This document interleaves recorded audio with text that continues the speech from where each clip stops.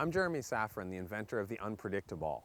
I'm here to tell you today about this amazing toy that'll increase martial prowess, fitness, skill, health, focus, and agility in an amazing way. Objects can be fantastic teachers. The Unpredictiball is a very simple object. It's a mesh ball filled with plastic beans that hangs on an elastic string from the ceiling. The ball allows the players to move, dodge, duck, punch, hit, and practice all the skills at the full range of power of their abilities while interacting with other players, and no one manages to get hurt. It's an amazing toy that's very, very simple, but provides an extreme amount of opportunity for learning.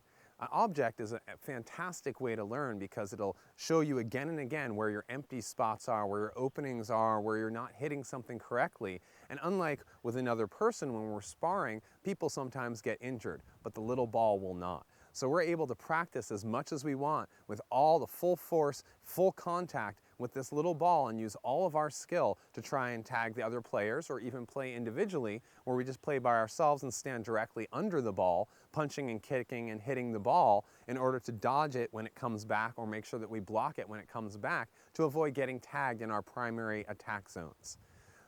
The martial arts has an amazing history that goes back thousands and thousands of years, where people have learned all sorts of things from it beyond just how to fight. Many people learn scholar arts from it and learn how to think in a more intellectual way through using these arts. Many people use them for health and longevity and fitness, to make their lives better and make themselves a happier, healthier person.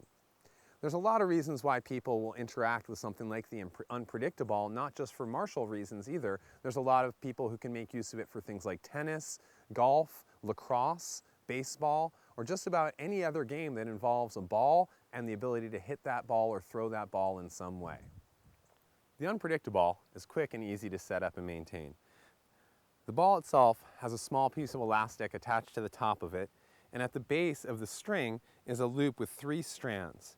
Where the loop at the end is easily inserted through the ball's loop, and then we take our string itself right back through in order to attach it to the ball.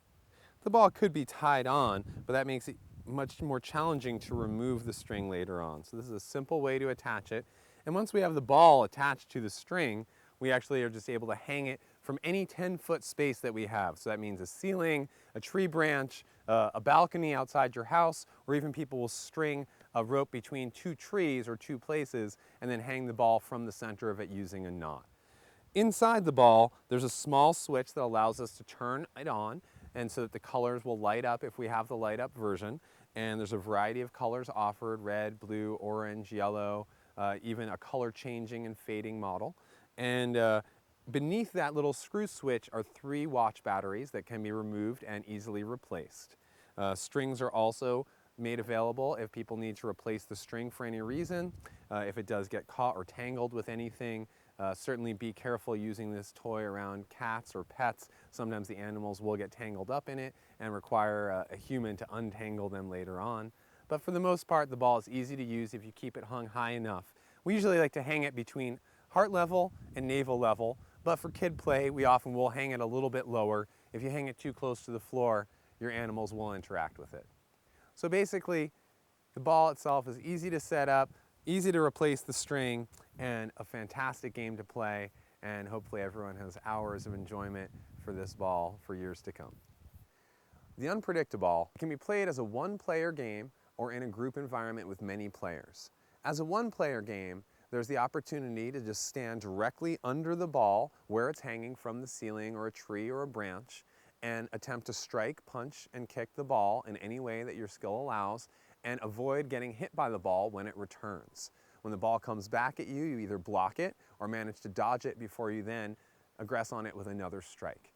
Striking the ball is easy, but determining where it's going to go, it takes a lot more focus and skill. Depending on what style or system you're using will determine how fast the ball returns and in what way it comes back.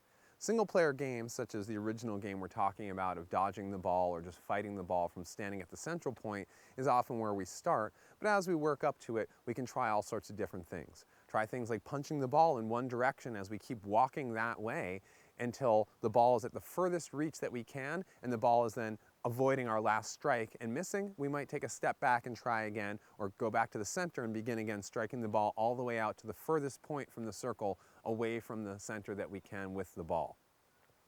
Also, we can attempt to use the ball for games even as far as throwing the ball, because it always returns back to our hand. So often we'll set up a target someplace, whether it be a ring that we're going to throw the ball through or just a flat target somewhere on the wall, and you can throw the ball right at the wall, right at the target, and hit it, and the ball will come right back to your hand again afterwards, giving you the opportunity to kind of customize your throwing style, work on different techniques, whether it's a fastball or a speedball. Any kind of those things are easily used with the Unpredictiball. You're easily able to train those skills in a greater way. When we get into the real gameplay of it, which is interactive gameplay with lots of players, it can be played with anywhere from 2 players to as many as 10 and even 20 if your space is large enough. The way that the game is played then is that we attempt to strike the other player with the ball. Now there's some simple rules that we kind of go by to keep the game safe and keep the gameplay easy, which is, the first rule is, if we're playing in a small space, we don't use open hand slaps. That means we don't just slap the ball straight out like we would a handball, because that can create a little too much speed in a close range, and it also gives a little too much precision for all those handball players to use the tip of their fingers to direct where the ball is going to go.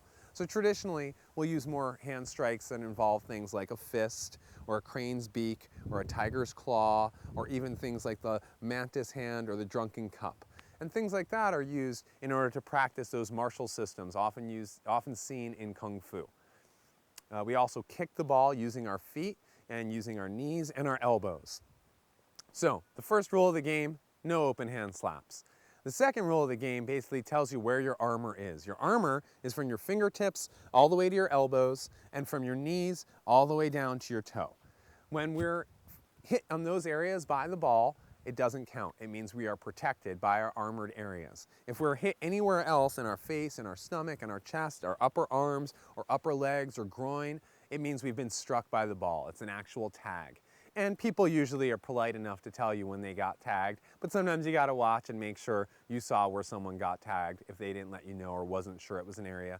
And usually when playing, if it's loose, if it's right at the edge of the knee or right at the edge of the elbow, we won't count it. Usually it has to be a real strike. Which brings us to the third rule. The third rule is, someone's gotta hit the ball and the ball's gotta hit the player. That means they struck it directly. They didn't hit the string, it didn't wrap around them in some funny way. They struck the ball, and when it hit the other player, it struck the other player directly. It doesn't wrap around the other player, it doesn't bounce off the floor, come off the wall, you can't hit yourself. It means one player punches it and the other player got struck by it, or else it's not a real tag. The last rule that we have is just for serving the ball. If the ball has stopped moving, it's gotten tangled somehow, somebody caught it in some weird way, and we have to restart the ball, we'll throw it either directly at the floor in the middle of the circle, or throw it out of the circle behind ourselves so there's no chance of throwing it at another player. Those are the basic rules of the game. Now, when playing a multiplayer game, sometimes we want to have points. So we could play with 3 points or 5 points or 10 points, and your life points are how many points you have. So you count those and you start with 5 life points or 3 life points. You get hit by the ball, now you only have 2 life points. You get hit again, you have 1, hit one more time, you have 0 life points and you're out of the game.